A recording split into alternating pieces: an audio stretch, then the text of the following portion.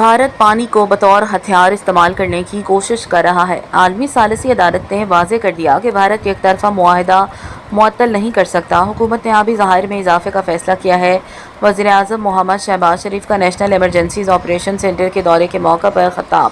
Back ہوا جب international court نے یہ فیصلہ دیا کہ ہندوستان 1960 کے ٹریٹی کے تحت انڈس واٹر ٹریٹی اس میں کسی طور پر بھی اس کو وہ یک طرفہ طور پر نہ سسپینڈ کر سکتا ہے نہ اس سے نکل سکتا ہے، لیکن وہ ایک انفارچونیٹلی اس کے عزائم بہت خطرناک ہیں، ناپاک عزائم ہیں۔ تو اس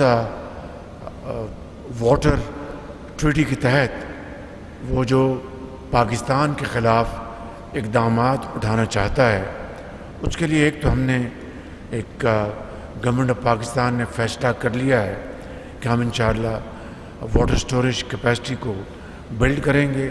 اس کے لیے ہم نے بڑی مشاورت کی ہے، اپنے وسائل کو جنریٹ کر کے، یہ چاہے وہ دیامیر بھاشا ڈیم ہے یا دوسری جگہوں پر non controversial water storage capacity, جو کہ 1991 کا جو واٹر ریکارڈ ہے چاروں صوبوں کے درمیان، اس میں واٹر کیپیسٹی کو بلڈ کرنے کی باقاعدہ کلیئرٹی کے ساتھ شک موجود ہے۔ خود ہم اپنے وسائل سے انشاءاللہ یہ سٹوریج کیپیسٹی اگلے چند سالوں میں بلڈ کریں گے۔ اس میں بھی NDMA کا ایک کلیدی کردار ہے۔